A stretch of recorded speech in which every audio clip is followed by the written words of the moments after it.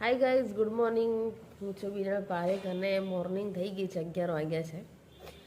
અને 2-3 દિવસથી ઇન્સ્ટામાં viral cake જે કહેવાય છે, કેક બાઉલ, એ બહુ જ ઈચ્છા હતી કે અમે ખાવા જઈએ.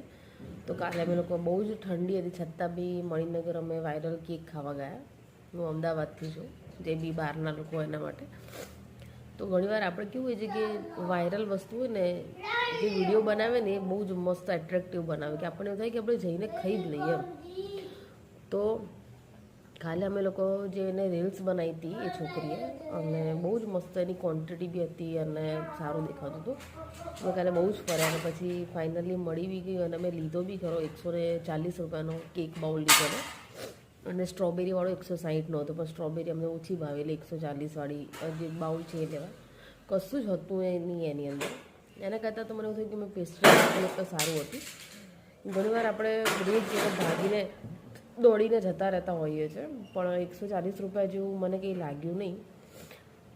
તો મેં કીધું વાત શેર કરું, કારણ કે એવું નથી કે આપણે કોઈના બિઝનેસને આપણે સપોર્ટ ના કરીએ તો એ લોકોને ડિમોટિવેટ કરે. પણ હું એક જ વસ્તુ કહેવા માગું છું કે ભાઈ, તમે પૈસા લો છો તો સામે એની ક્વોન્ટિટી અને ક્વોલિટી બી મેન્ટેન કરો, કારણ કે કોઈ બી વ્યક્તિને પૈસા એમને એમ નથી આવતા. માણસને તમે એક જ વાર છેતરી શકો કે 2 વાર છેતરી શકો, વારે ઘડે તમે એને બનાવી ના શકો. અને લોંગ ટાઈમ બિઝનેસ ટકાવી રાખવો હોય તો તમારે ક્વોલિટી અને ક્વોન્ટિટી બંને મેન્ટેન કરવું પડે. તો કાલે એની પહેલાં બી અમે લોકો ચીઝ કેક ખાવા ગયા હતા, તો એનું બી 110 રૂપિયા પ્રાઇસ હતી, પણ એ બહુ જ ટેસ્ટ, નો ડાઉટ કે એની ક્વોન્ટિટી બી થોડી ઓછી જ હતી, પણ એની ક્વોલિટી બહુ મસ્ત હતી, ટેસ્ટફુલ હતું, બધી રીતે ટેસ્ટી બી હતી. તો આપણને એવું થાય કે બીજી વાર આપણે ત્યાં જઈએ. અને ઘણી જગ્યાએ દેખાવમાં વસ્તુ હોય છે પણ ટેસ્ટમાં નથી હોતી. અને કાલે તો મને બંને રીતે મને આમ જે કહેવાય ને કે બ્રેડ જે કહેવાય એની પર તમે સિરપ નાખીને આપી દીધેલું હોય, જે તમે ઇઝીલી ઘરે બી બનાવી શકો, એવું કંઈ મને લાગ્યું નહીં એમ.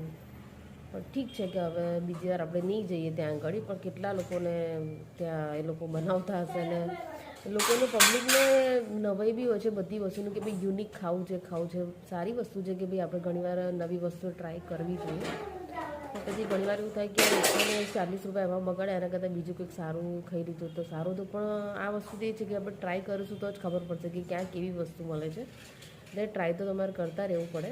વિડીયો ગમ્યો તો લાઈક, શેર અને સબસ્ક્રાઈબ કરવાનું ના ભૂલતા.